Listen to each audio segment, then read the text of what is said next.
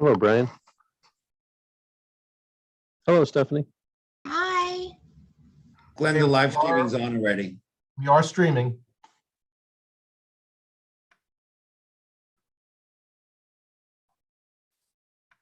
Hi, Tom. Hi, Stephanie. How are you? Good. How are you? Good. Thank you.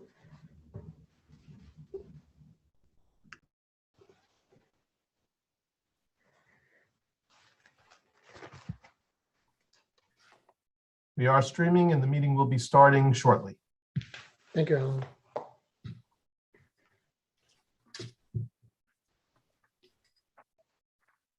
Hi, Stephanie. Where's the baby? Hi. My mother-in-law's watching her. Ah, I was going to hold her up like Simba, but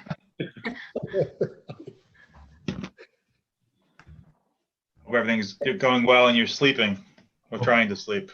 yeah, trying to sleep. For those of you that are watching on the stream, we are live, but the meeting has not yet started. We will be starting momentarily.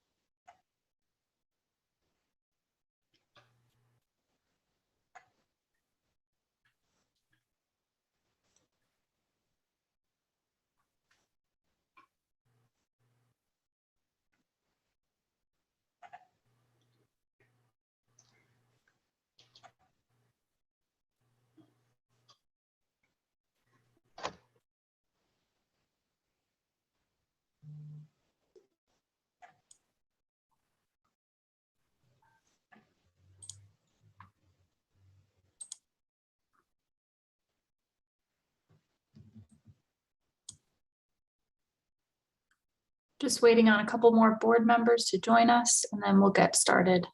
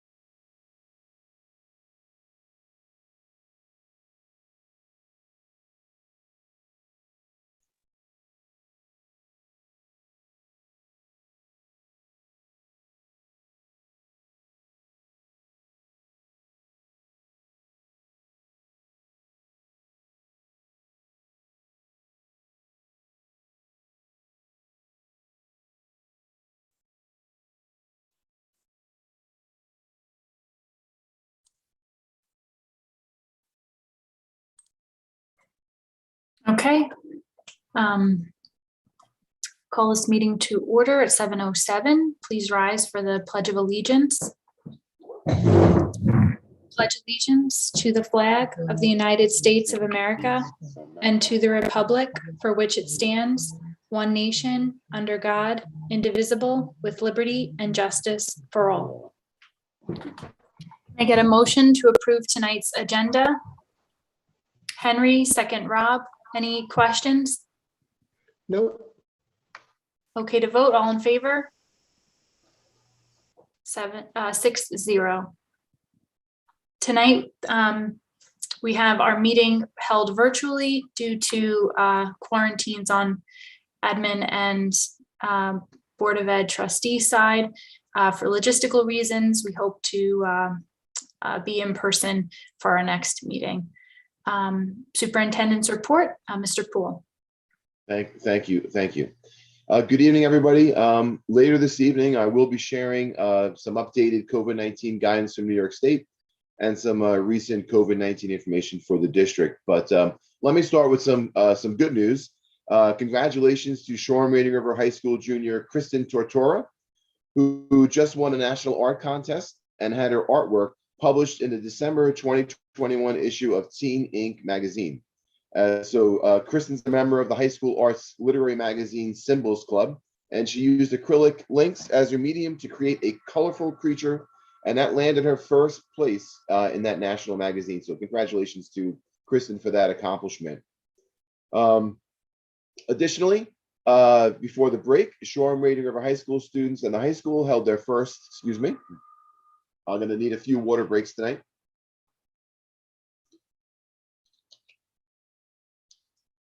Held their first Poetry Out Loud event, spearheaded by our English teachers, Ms. Nazer and Ms. Tren.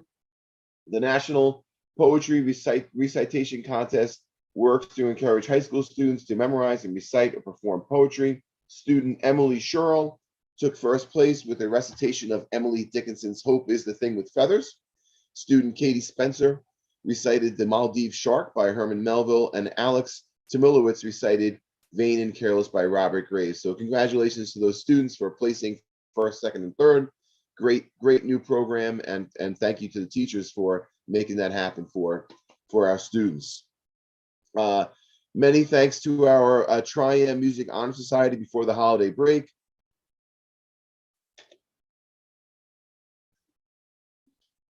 They performed music throughout the community along with their advisors. They went to the AHRC in Shoreham twice and performed virtually for the students at the Little Flower School. So great work by them.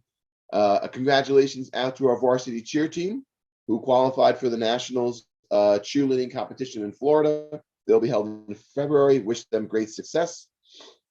Right before the break, our Prodel students and staff were featured on a local radio station to talk about the middle school greenhouse science program with Mr. Van and Dr. Palicelli.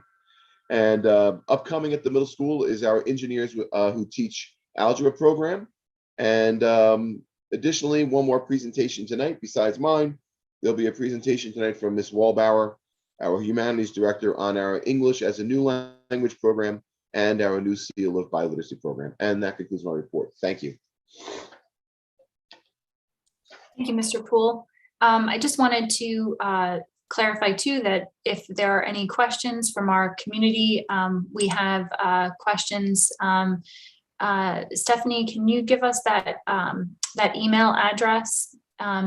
Maybe put it in the chat too. Sure. Thank So you. it's BOE meetings at swr.k12.ny.us, and I am typing it in right now. Thank you so much. You're welcome. Okay. Do we have any opportunity for board members? No, we were just off on break for a bit. I don't believe we have any statements from residents or student or staff recognition this evening, but we do have a report on the ENL program by Mr. Meinster and Ms. Nicole Wallbauer. Thank you.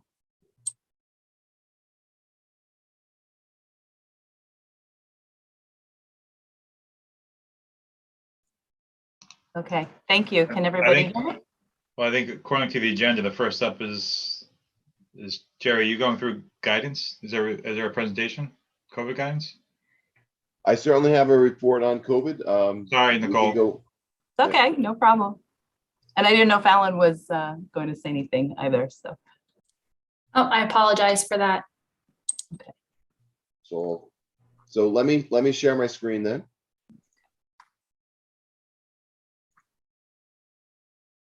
Okay, all right. So over the break, we got some additional guidance from New York State and the Suffolk County Department of Health. Really two important items for the board to consider this evening. But I'll start with a little update of some COVID-19 information in the school district, and then we'll move on to those two items that are recently approved for school districts to implement to support in-person instruction. So just as I've done across the pandemic, is some current regional COVID-19 data as of January 4th. Suffolk County average for positive cases, 27%. And then the local daily average of new cases for East Shoreham, 16, Wading River, 19, and Shoreham Village, 1. Total district positive cases and close contacts as of January 4th, positive staff, 82, positive students, 214, and student close contacts of 43. You may recall last year at the end of the year, we had a total of staff and students positive below 200 at the end of the school year last year. And just to note that remote learning does continue to be available for only and just for students impacted by COVID-19, and that takes a little bit of time to be established. We have been very, very, very fortunate to keep our schools open. Give a lot of credit to our teachers, support staff, administrators, and principals for juggling everything. On January 4th, we had 46 instructional staff out. That's about 20% of the faculty. At the high school alone, that was 18 teachers, 12 support staff, 65 students were out as virtual learners, and we had a total of 140 total students absent on that day.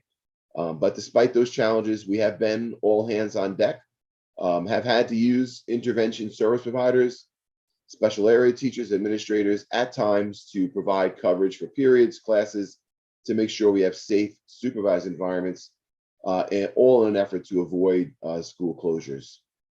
Just want to make a note to everybody that as much as we try to be prepared and analyze what we know about absences in the evenings, and with the effort and the hope to let families know as soon as possible, it is possible that absentees come in overnight, and there is definitely always a chance of a morning call. Not putting fear in anybody, we're working hard, but sometimes information comes in overnight and we don't get it until the morning. But so far, so good, and many thanks to our staff for doing all they can to cover everything that needs to be covered. New York State provided test kits that emerged over the break as well. Hopefully all families got the robocall and the letter and are set for tomorrow to pick up the test kits if they so choose. Those are test kits provided by New York State. And just to remind everybody, they're available tomorrow, January 6th from 3:30 to 6:30. Depending on your last name, you'll either go to Miller Avenue or Wading River. Families do not need or are not mandated to use the test, but should use the test as needed for their students if they have symptoms, for screening. All of this information was sent in an email as well. So if you haven't, please check your email as well for additional information on picking up those New York State provided test kits. The district also requested prior to the break testing kits from Suffolk County Department of Health, and we have been advised that we will be receiving 300 additional kits from the Suffolk County Department of Health. And just a reminder, Suffolk County is asking that families report home-based positive tests to the county by clicking on that link below, which is also included in the email. As always, please, if you have any questions related to this, please call my office with any questions. So now on to two new options for a school district, which I think are designed both to keep kids in school and to support staff being able to stay in school as well. I'm going to start with the test to stay option. Again, this is a local district decision. Test to stay is for unvaccinated school-based close contacts, whether it's a student or a teacher or any school staff. Remember, currently, if you're vaccinated and you're a close contact, you're not a close contact, you can still come to school and participate in everything. This is for unvaccinated students, teachers, and school staff. It is a test to stay strategy that requires the individual student to test periodically over a 7-day period, be asymptomatic. I'll get into that a little bit further in a few further slides. So we do need to adopt a policy for test to stay. We are working on the nuts and bolts of the implementation plans, very close to being finalized. As I noted earlier, we do have 300 test kits to support test to stay. Each kit comes with 2 tests. And we are advised that more kits are becoming available through New York State in the future. We have had 46, I believe, including today, close contacts per week. That's about 2 to 3 students per week. Certainly manageable for us, our nursing offices, to work with families that choose to do the test to stay to make sure we help them and that we can support them in using this strategy if it's adopted to support students staying in school. The written policy, and these are included in the policy that is on the agenda tonight for adoption. The exposure is required to have occurred in the school setting. And both the person who has COVID and the exposed person have to have been wearing their mask consistently and properly in order to qualify and be eligible for test to stay. That must be in the policy as well. It's worth repeating that an exposure that does not occur in a school setting is not eligible for a test to stay. Jerry, I'm sorry, Jerry, Yeah, can you no, just read? yeah, stop me anytime, Yeah. please. So the first bullet says exposure must have occurred in school setting while both persons with COVID, both the person with COVID and the exposed person were consistently wearing properly masks. So if they were both wearing masks, would they be considered close contact? No. If they're 3 feet apart, no. If they're inside of 3 feet, then yes. So assuming, now we've only had 43 close contacts, so this may or may not apply to large numbers of students, but if it applies to one student that allows them to stay in school, that would be a win. The exposed, if they are inside of 3 feet with a mask, they're still a close contact. If they're at the high school and they're 3 feet apart wearing a mask, they're not close contact. So to your question, this applies to somebody that's unvaccinated inside of 3 feet of a student that's identified as a close contact. For longer than 15 minutes? Is that time frame still? Yes, for longer than 15 minutes. It gets a little clunky. It does get a little bit clunky, and the good news is that since the start of the school year, we've only had 46 students identified. So if we're sort of staying that same path, there won't be too many students or families that are identified and too many that would have to go through tests to stay. Do we know, not to dissect that number, but do we know of that number, which are like inside of 3 feet with masks, which are students maybe in special needs or high needs classes that are unmasked, or do we know what the breakdown is? I don't have the breakdown of that, whether they were sitting on the bus shoulder to shoulder for 25, 30 minutes, or if they were in some setting that put them inside of that. I do not have that. Mr. Poole, can you just detail what a school setting is? Yes, any school function, on campus or off campus, a school function, as long as it's a school setting. So if we go on for example, if we take kids on a field trip, that becomes the school setting. So the bus is included in that, the bus ride? The bus is also a school setting. So anything that's run or operated off campus, on campus by the school district. So it's like think about like the code of conduct. The code of conduct applies to all school functions and activities, no matter where it is. This would apply the same way. All right, so the exposed person who is opts for a test to stay must remain asymptomatic throughout the testing period. If they develop symptoms, then they would immediately be excluded from school per current school guidance. The exposed person is tested a minimum of 3 times during a 7-day period following exposure, unless recognition of the exposure is delayed or weekends of school breaks intervene. I will get into that a little bit further. I have a chart provided by the county on how to apply the testing when the identification of the close contact is not the same day as the close contact. I'm sorry if it's confusing. I'm at times confusing myself. That's well. The 7-day period is measured in calendar days, and we must consider equity, meaning that we should not adopt test to stay unless we can make sure that all families that are eligible for it are able to do that. We are able to with the 300 additional test kits that we have from Suffolk County and the promise of more test kits to come. I don't expect to identify 150 more students as close contacts as we move through the school year. Jerry, real quick, I know there's been a strain on resources, and as far as parents trying to get at-home tests. If a parent calls and identifies or claims that their student is close contact, are we then providing them with testing to test to stay, or it's only has to be identified by the district? Has to be a school setting and identified by the school district. There are times where we will talk to a student as part of contact tracing, especially as an after-school activity. But this is only for close contacts in a school setting, and in that case, we would provide the test kits.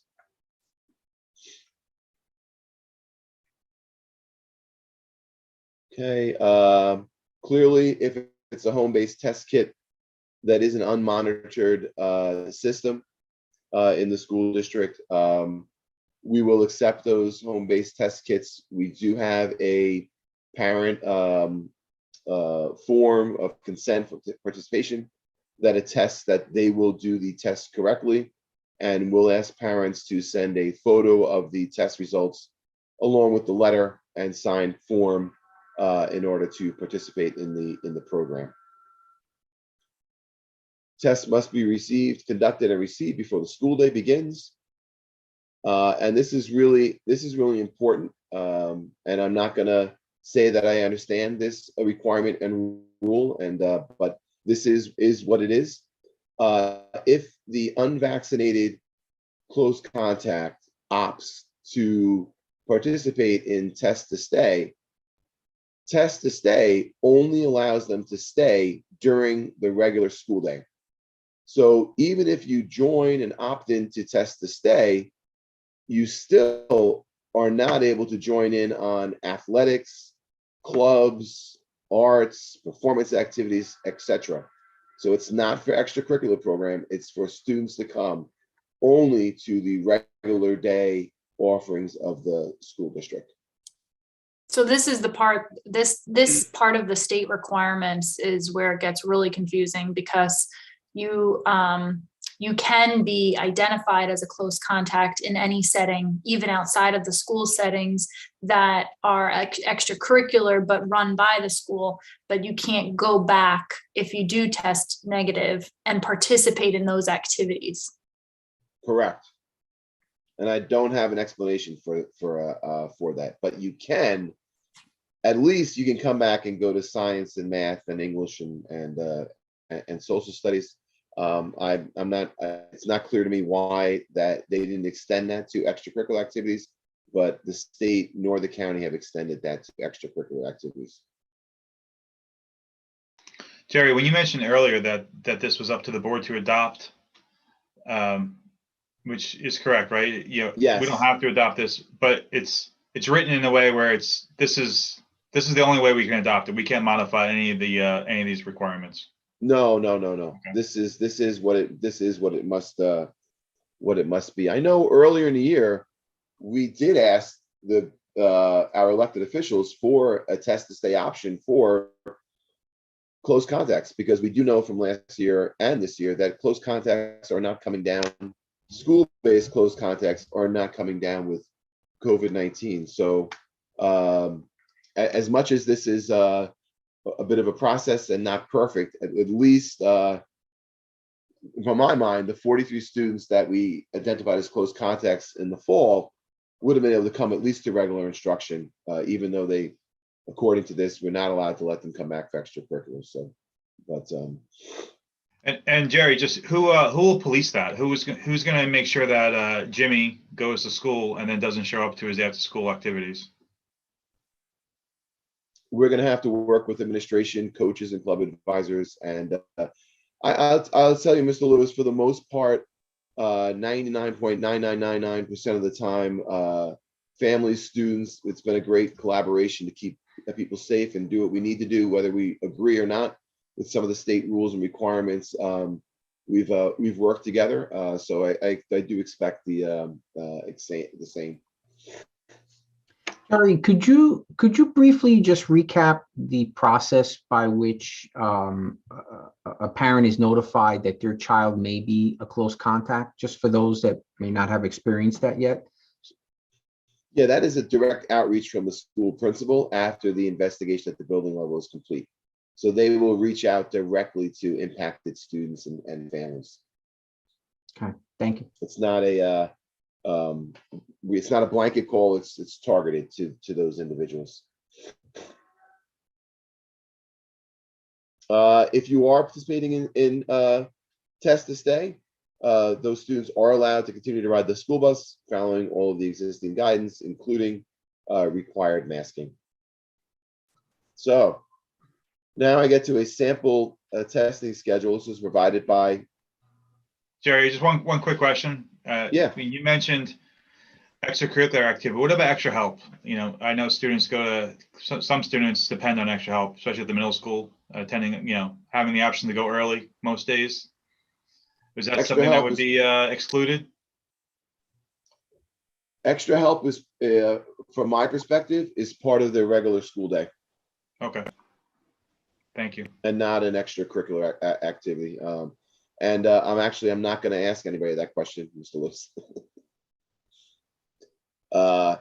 So this is a sample testing schedule. Certainly, if anybody is opting in to test this day, we will work closely with them so that it makes sense and they understand what the testing requirements are.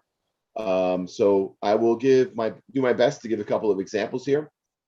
So day 0 would be the last day of exposure for the unvaccinated close contact.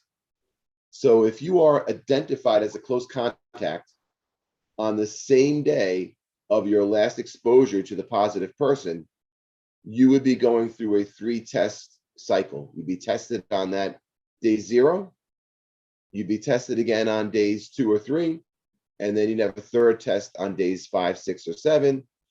So you'd have the full 7 days, and you would have 3 separate tests in order to stay and participate in the regular school day.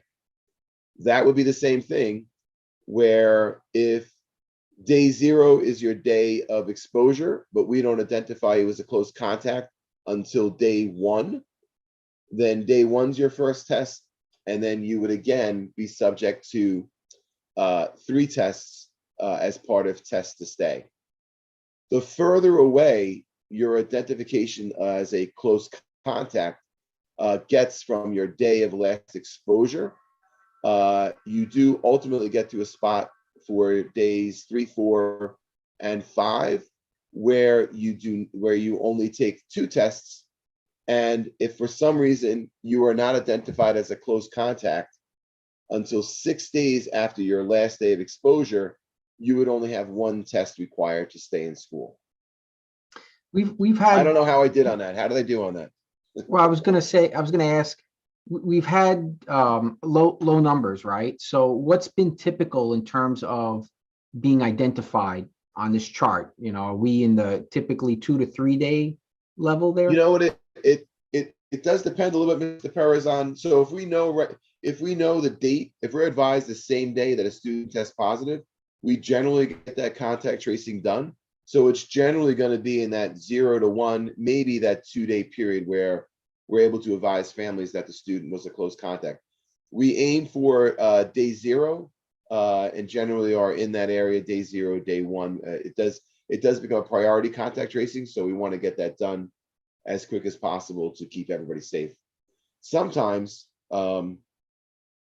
maybe more last year than this year, we won't necessarily find out about a student that has, tested positive. Let's say, if you went to our school-based testing site last week on Tuesday, you might not have gotten the results till Thursday or Friday. You may have been a close contact on Tuesday, so it's dependent on getting test results back too.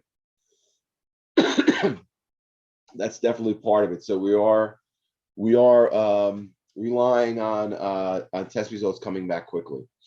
And so Yeah, that's a good explanation, because when you look at this chart, it is such a disparity between when and how things can happen. I guess there's thought here at the state level of how best to implement. right, and I appreciate that somebody who finds out about it on day 4 doesn't need to test every day. It's knocked down to 2 days. So you're right. Some thought was given to how to make it practical. Have we ever had a 6 or 7 day out close contact identified? It seems pretty extreme that we would get to that. No, I don't believe so. I don't believe so. If we had, it would have been very rare. I don't believe so. I think we know sooner. And I know you didn't make this chart up because I've seen in some emails from the health department, but why are they giving options as far as 5, 6, or 7? I mean, if it was me and I want to keep my kid in school, I would just test them on the 7th day. What's with the options? Again, I'm sharing the yeah, I know. You probably don't know the answer. When we develop our final, we'll need a day or two to create some implementation plans. It'll be day 2 or 3. We'll select a date and put that in there. However, it isn't a bad thing to give some wiggle room if somebody was not able to administer that test on day 2, that they could do it on day 3. So it does provide, for whatever reason, if they couldn't do it on day 2, we would accept day 3. So we would also accept a day 7 for the third test? If circumstances dictated, okay. Again, once adopted, we will finalize our parent communication and protocols for that. Okay. So Mr. Poole, can I just run by an example, see if this makes sense, just to clarify again? Mm-hmm. So this is used for unvaccinated students who are close contacts that are identified by the district. Yep. We would be adopting a test to stay in school plan. So I'll use the chart as the example. So tonight I'm notified by my building principal that my student was exposed to a close contact. So that's day 0. I test them tonight and they're negative. They can attend school if we adopt this policy tomorrow.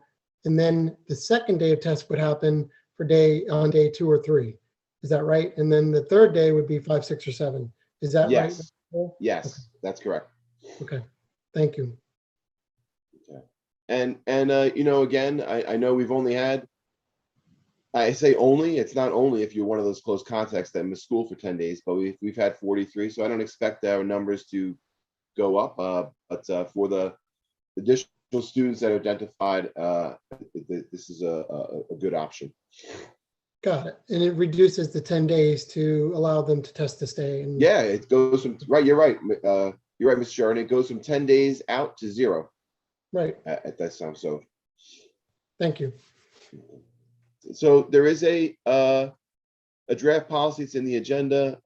There is an exhibit in there. That's a letter, the consent form that we'll use. Both of those were developed with support of council. Again, this is an honor system. We've had great collaboration and support from families. We will accept the photo of the negative test plus the signed consent form, and we are in the process of finalizing those plans. So that is on the agenda. We would need to get this in place, we would need to do a first and second read so that we can get these plans together and get this going as soon as possible.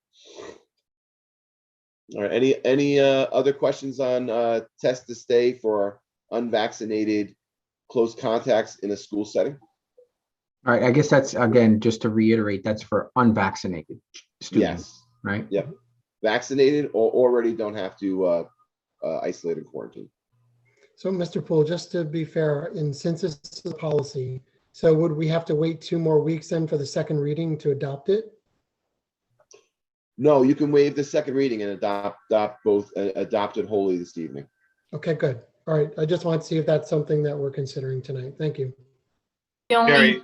difference is that we just need to give administration a couple of days to put this in place, so it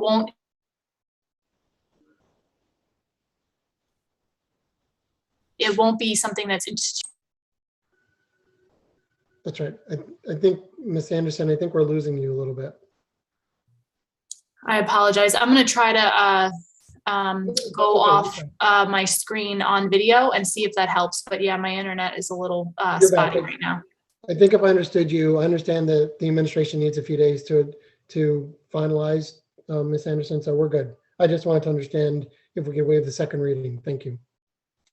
Jerry, can I just ask a question about, so if a sibling is test positive and the DOH has identified a brother or sister as a close contact, because it wasn't in a school setting, we can't allow them to test to stay?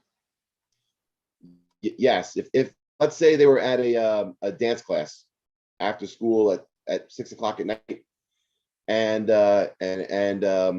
all the students became close contacts because one student there tested positive, this would not apply. They would not have this opportunity. It's only, I can't explain, I'm not able to explain why, but this only applies to close contacts identified in a school setting.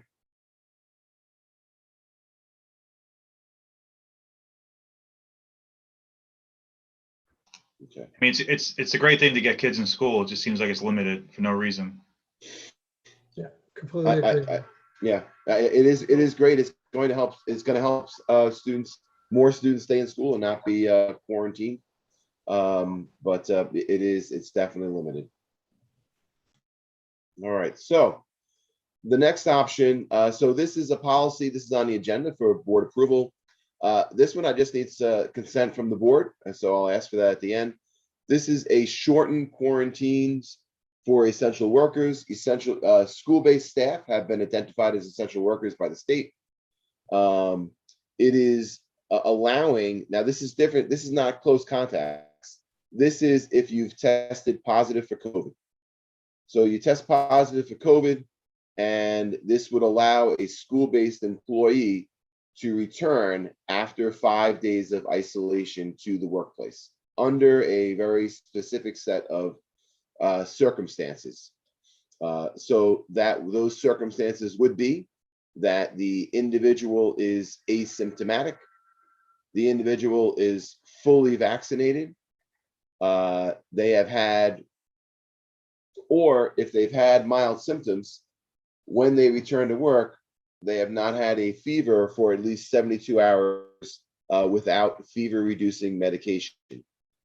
So if you are symptomatic, this would not apply to you. It would if you had mild symptoms. You'd have to have resolution of symptoms, or if still with residual symptoms, then all are improving. Not have a runny nose, have no more than a minimal non-productive cough, so that you can still wear a mask continuously. And then if you meet all those criteria, when you return to the workplace, you must wear consistently and correctly a higher level mask, such as a KN95 or a fit tested N95 respirator while at work. The mask should fit with no air gaps around the edges. So this is certainly an option for staff to return back to work if they meet these criteria. I'm not sure the extent to which this would be applicable, but it is an additional tool or option that may be helpful to ensure that we can continue to keep our schools open and allow staff, critical staff, to return. In this case, This is specific to the caliber of the mask though, right? When you return, you must Yes. wear one of these. This is right out of the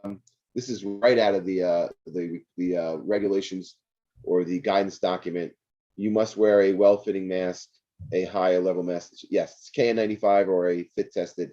And I'm not sure, I don't believe many staff other than nurses will have the option to wear a fit tested N95.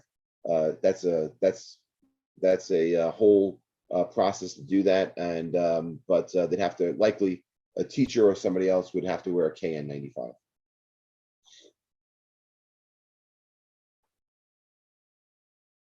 So if, well,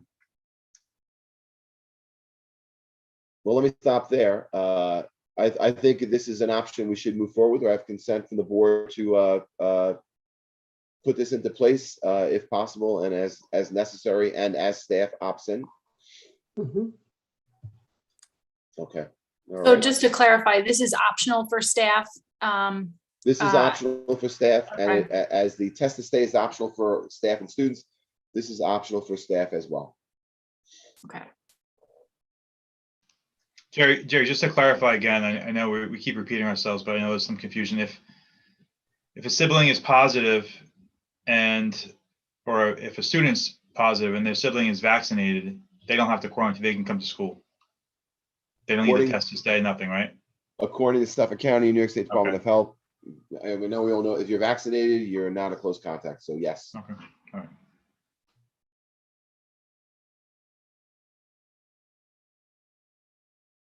And just to end, I sent an email today on this because as has been the case, there's a lot of layers of guidance.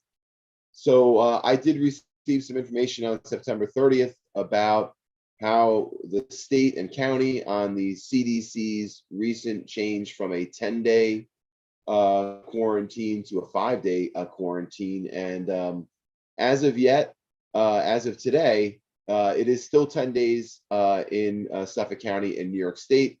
I am advised that the state is reviewing the CDC changes to their recommendations.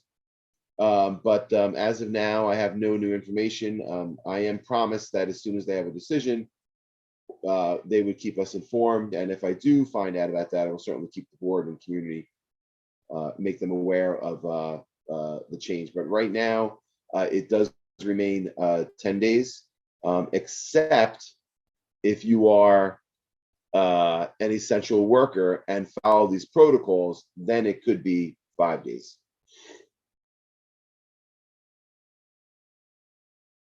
Okay. Any other questions on these two options? Yes, limited, but certainly additional tools to keep in-person learning going and keep children in school. Jerry, I would assume if the local DOH comes back and moves forward with the CDC recommendations, then we would have to then modify the test to stay. I would, yes, that would definitely modify the test to stay. Yeah. Okay. All right. Well, thank you very much. Again, thank you to the board for their support, and thank you to the community. We wouldn't be open and have been as successful without the daily support, communication, collaboration, and all of that. And it's much appreciated. Thank you. Thank you, Mr. Poole, and thank you to administration and staff and our teachers for, just all of adjusting with all of these continually changing guidelines. Okay, now on our agenda, we can move forward with the report by Mrs. Waldbauer and Mr. Meister. Thank you. All right, and thank you very much, Mrs. Anderson and board members, community members that are listening in. We have the opportunity to share with you tonight a lot of the work that has been taking place this year, led by Mrs. Waldbauer, related to our ENL programming and also to our Seal of Biliteracy program. And so without any further ado, I'm going to turn it over to you, Mrs. Waldbauer, to share what you have. Thank you, Mr. Meinster. I just want to make sure, can everybody see my screen? Good. Okay. All right. So thank you and Happy New Year. Good evening to everybody, all the members of the Board of Ed, the Cabinet, and our community. I really appreciate this opportunity to share this information about our ENL program here in Shoreham-Wading River. Just on a personal note, I wanted to mention that it was very early in my career, just about 25 years ago, that I had the opportunity to work with my first ENL students as a leave replacement at Connecticut High School. Newly certified English teacher, never worked with ENL students before, but it was one of the most positive and rewarding experiences of my teaching career so far. And it actually put me on a pathway during my master's degree to study teaching English as a second language at Stony Brook University. So I truly believe that working with and getting to know students and families of a variety of cultures and language backgrounds is really something that enriches us as educators, as students, as people, and as a community. So what we have here in Shoreham-Wading River, here's a breakdown of our current population of ENL students. We have 33 students currently, and they are speaking over just about 7 languages. So you can see that we have students who are speaking Chinese, Japanese, Korean, Spanish, Urdu, Portuguese, and Turkish. And it's been interesting to see that we've been on a pretty steady incline over the last 10 years with that enrollment. Another interesting piece is a snapshot of where our student ENL students and families are coming from all around the world. We have students from China, North Korea, Japan, Pakistan, Portugal, Mexico, Guatemala, El Salvador, Colombia, Ecuador, and Turkey, all with us in Shoreham-Wading River. And this is the enrollment breakdown by building and by levels. So here you can see how many students are at each building. From the entering level, which is the highest level of need or the most amount of mandated minutes of service for ENL, all the way through the commanding level, which is the least amount of need or minutes of mandated services. And then once commanding, it's the first time they begin their transition, a 2-year transition to becoming a former L without, completely exiting the program. So as you can see, we have very few entering and emerging students, quite a few transitioning, but mostly at the elementary levels, which gives them time to grow. And we have a large number of expanding at all levels, which is really good news because they are on the brink really of becoming commanding. And we currently do have actually 5 commanding students who are on their way to completely exiting the program.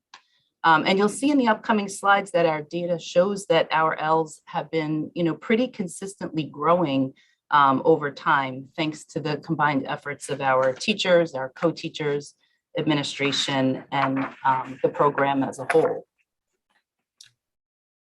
So all New York State schools are required by the State Ed Department to develop a CR Part 154 Comprehensive L Education Plan. It's also known as a CEAP. And that's what we use to meet the needs of our English language learners. The CEAP outlines how the district addresses the needs of our Ls, and it describes our plan for providing grade appropriate, linguistically and academically rigorous instruction that allows our L students to meet the state standards, the next generation learning standards. Our 4 ENL certified ENL teachers are very fully aware of these requirements and the plans for identifying our new entrants, instructing them, annually assessing them. They work closely with their co-teachers, the building support staff, the administration, the community, and even local agencies to help meet the needs, the academic and the social and emotional needs of our ENL students and families. They are amazing people. They really are. They're supporters and advocates and an integral part of the success of our ENL program here and to the success of the students. Very dedicated, caring teachers who go above and beyond every day. And there you can see some pictures of our Miss Vike Kearney, who works with our high school ENL students and teachers, even though she happens to be in this picture helping a young student on one of our field trips. We have Miss Hoey, who provides the ENL instruction at the elementary level, who's here with the little ones. We have Miss Zambrano, who is working with our Prodell ENL teachers and co-teachers, who's right here at one of our field experiences outside. She's also this year going to Wading River to work with some of our fifth graders. And then we have Mrs. Barlow, who teaches Spanish for the most part at the high school, but also does provide some ENL support and instruction to some of our high school Ls. This is an overview of how we identify and assess our ENL students using the HLQ, or the Home Language Questionnaire, SIFE screeners if we suspect that we have a student coming in with interrupted, inconsistent formal education. That's what that SIFE screener is for. And the NICETEL. These are all screeners at our first level of students coming in. We also have a NICESLAT that we give each spring to students, and it assesses them in 4 domains: listening, reading, speaking, and writing. And since 2018, we've been using Google Sheets to track our ENL student progress, our placements, our scheduling, our testing, and we've worked with central registration to improve our intake process. We've also benefited from having our shared data expert and our BOE support, who has also helped assist us with our data analysis, which really informs our instruction and our ENL program all the way through. So here you'll see an overview of our enrollment over the last 5 years, compared to, as well as those who have taken the NICESLAT in that year. As noted earlier, students who achieve commanding do not take the NICESLAT any longer, but they do receive services in those 2 years as they transition toward becoming a former L. So that's why you see that slight little difference in numbers between those enrolled and those who have taken the NICESLAT. And another thing you might be wondering is, why is there this blank in 2019-20? And that is because during that school year, and because of the COVID pandemic, along with a lot of other assessments, the NICESLAT was canceled that year as well. So on the whole, our Ls, particularly those who have been with us for multiple years of instruction and support, they're making incredible and steady progress. For our students who have been with us for 3 to 5 years, we did a little data tracking, and all but one has demonstrated significant scale score growth on those different parts of the NICESLAT that I had mentioned earlier. And all of them achieving expanding and commanding levels on their last NICESLAT exam. So that's a nice little point of information that we're really making some nice progress. Another exciting part of our program is family engagement. In 2018-19, we were able to restore the practice of having an annual ENL family night, and it has grown each year in scope and participation. Here you can see some of our L students enjoying right here holiday crafts at our December 2019 event. We had a spring poetry event here at Miller Avenue, a fun night where the students presented their poetry that was inspired, actually, you can see them on the bus here, on a field trip to the Walt Whitman birthplace historic site in Huntington, which kind of inspired some of that work that they presented in the spring. Last year, we had a fun field day outside in the spring. We were trying to be socially distanced and safe outside, and we had an amazing turnout. And like I said, it's just kind of grown each year. And this year we have some more, hopefully, some more trips and a spring evening event planned that as we get those finalized details into place, I'll be sure to share with the board and the community as we put that together. So Shoreham-Wading River is, lucky enough to be part of the Long Island Regional Bilingual Education Resource Network, which is also known as LIBERN. We're part of the Title III Consortium, which provides a lot of benefits to the district, to our teachers, to the students, and to our overall ENL program. So you can see those benefits here that I've outlined, and an image of this very detailed resource guide, which helps with networking and getting to know the resources available to us each year. A very detailed Google site platform where we get even more resources for the teachers and students to use. And it's centered around the celebration of learning every year with a theme. And this year's theme happens to be digital citizenship. So that's something they provided a lot of resources for, and our ENL teachers are helping our students work with and work through, which is a very timely topic. We get ongoing technical assistance, PD workshops, individualized on-site consultation. They come work with our teachers and show and demonstrate how to use these programs. And like I said before, access to a shared data expert specific to the Title III Consortium, who helps us, look at that assessment data and plan our programs and, differentiate to the needs of our particular students. So the New York State Seal of Biliteracy, and you'll see the connection in just a little bit to the ENL program. Here's a little history behind the introduction of the New York State Seal of Biliteracy to New York and Long Island. There have been many articles and the backing of universities who recognize the value of the Seal of Biliteracy to enhance graduates' life and job skills, as well as grow their global competence. So the seal is definitely a worthwhile pursuit and a noble distinction for our Shoreham-Wading River students, and who will now be able to have the opportunity to work toward the seal, because very exciting news, we have been approved as a school who can offer the Seal of Biliteracy.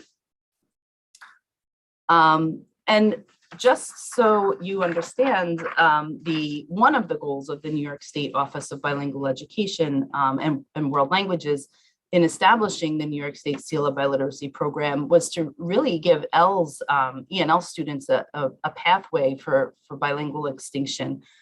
So the State Department has been kind of tracking this information, this data over time as the seal has gone on over the years.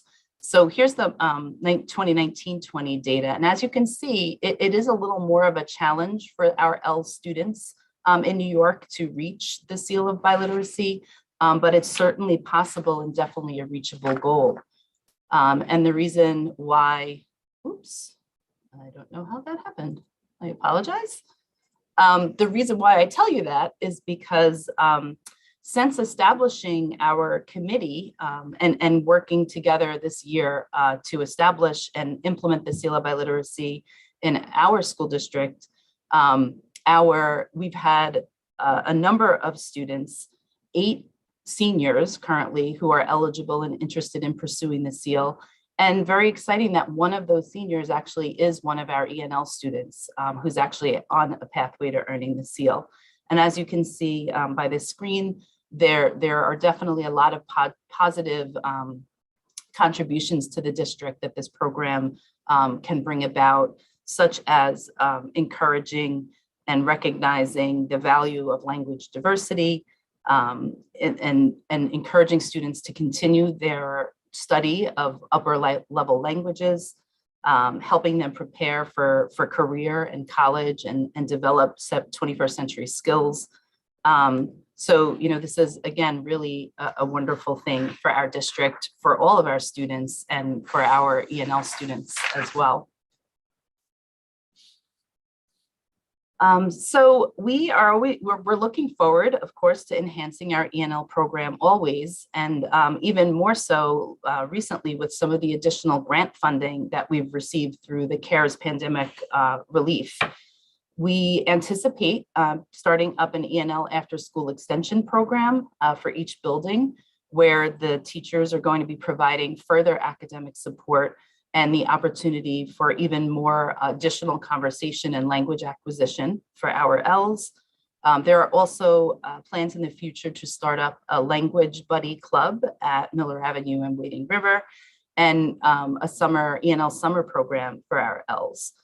We also, at a moment's notice, could maybe need some additional staff or support to help the students depending on the needs.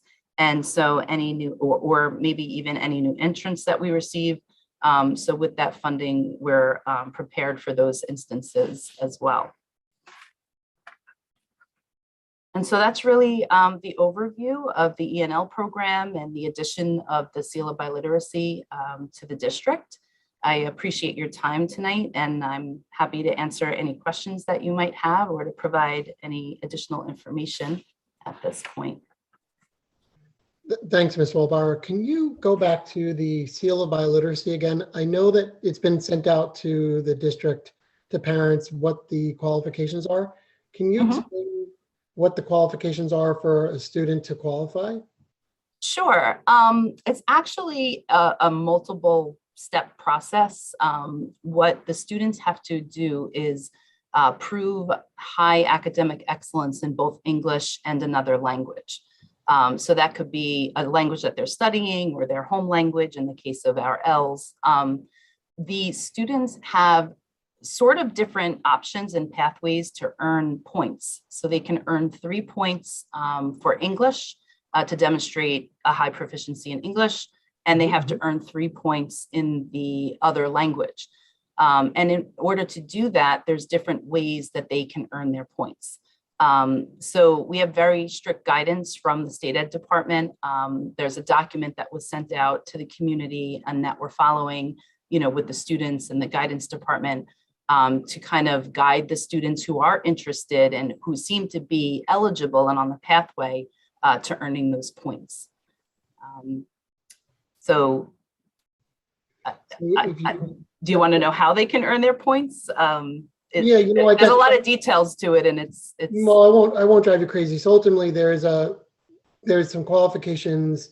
If a student is interested, do they just need to apply for the program, or how is it granted, I guess? Good question. Good question. So what the students need to know is that the only way they could be awarded a Seal of Biliteracy is in their senior year. So you cannot get it any earlier, because as a senior, you will be studying your highest possible level of language study, English and another language.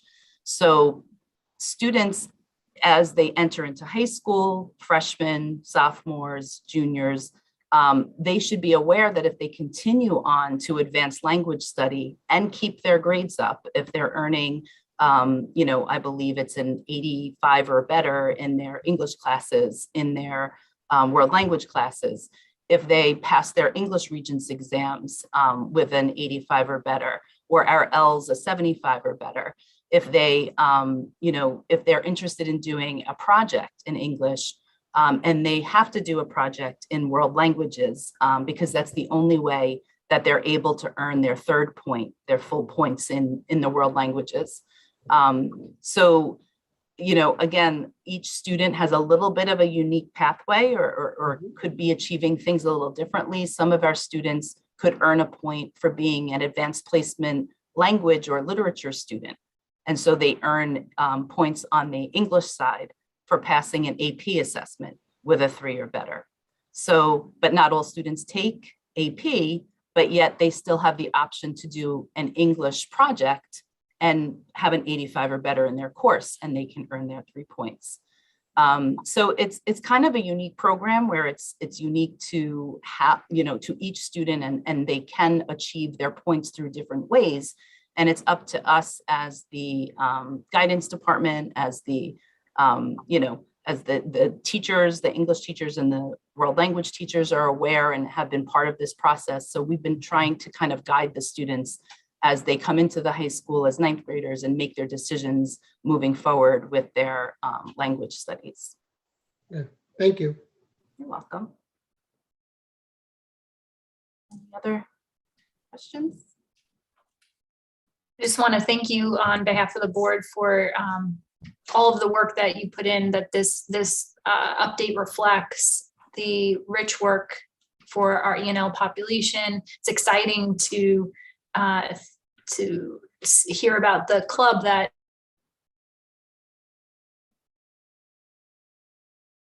I think that might be an opportunity in that way. the language buddy club, apologize. Katie. Yeah, You were cutting out. I'm gonna stop my video again. Hopefully that will help. Yes, is that club, my question is that club one that you are seeking to place on the 2022-2023 school year, to budget for that? We're actually in the process of looking into the funding and actually whether or not we have a teacher interested in doing it, the club, for the kind of the remainder of the year. So it would be a half year implementation. So it's still in the works, I guess you could say, but definitely something that we're aiming toward. And if not able to get it into place and fund it through the grant or other ways for the remainder of this year, definitely planning for implementation in the fall for sure. Okay, thank you.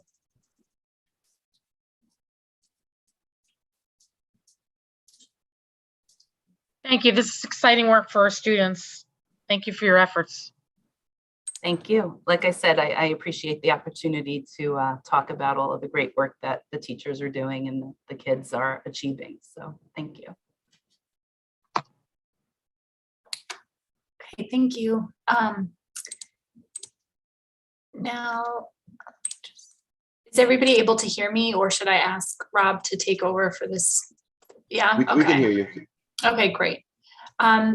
So we're going to move on to votes and resolutions. Now, to clarify again, we're going to be voting on adopting a policy for the test to stay. But that first, we're going to accept policies for first reading. Mr. Hayward has a memo for policies 1511 and 1530. So, Mr. Hayward, can you read that memo for us before we take a motion? Sure, absolutely. The policies for first reading were reviewed and revised at December 2nd, 2021 policy. The first one, 1511, advertising in schools. This policy will replace current policy 3272, advertising in the school. This policy states that school facilities, staff, and students shall not advertise or otherwise promote on school property any commercial, political, or non-school agency, individual, or organization, except as approved by the superintendent of schools. For instance, for a commercial photographer who's taken school photographs. The policy also clearly identifies booster clubs and PTA, PTOs as school organizations. The second policy, 1530, smoking, vaping, and other tobacco use on school premises. This policy will replace current policy 5640, smoking, tobacco, electronic cigarette use. And this policy has been revised to include prohibiting ingesting cannabis and concentrated cannabis on school grounds and school buses. Great, thank you, Mr. Hayward. Can I get a motion to accept these two policies for the first read? Tom, second, Rob. Any discussion or questions? No, all in favor? 7-0. I mean 6-0, apologize. Okay.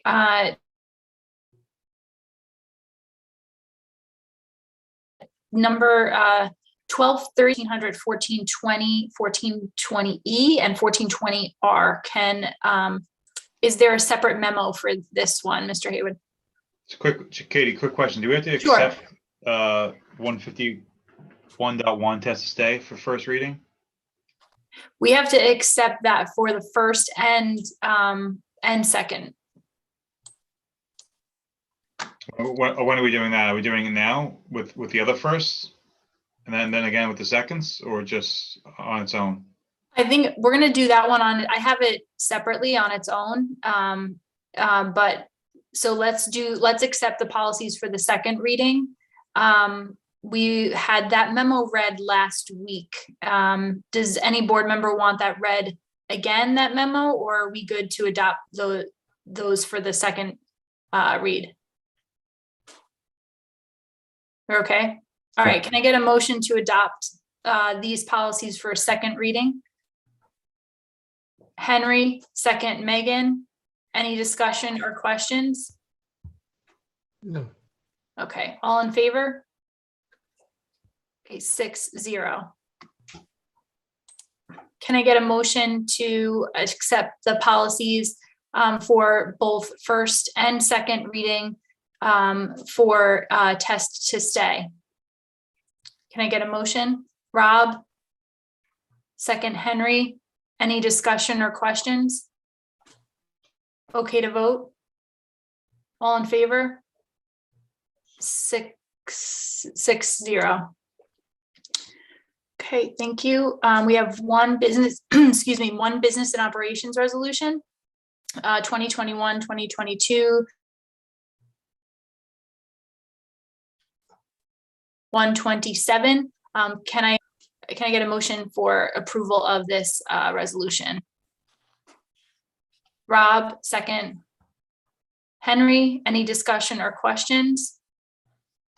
Just, what's the timing of this? Will we be able to get this done before start of the next year? Yes, Mr. Perez, I'm going to do my best, weather permitting, to get them in either over February break, or if they're able to squeeze it in over the long weekend coming in another few weeks. It's going to be dependent on how frozen the ground is and the outside temperatures. So Okay. we're gonna do our best to get it in as soon as possible. And does it require any striping near the parking lot there? I don't think I asked that question before. It does. We do not plan on doing the striping now as we're entertaining sealing that portion of the parking area. What our district staff is able to do with our striping machines, they will actually stripe the 6 spots there themselves. Okay, thank you. Yep.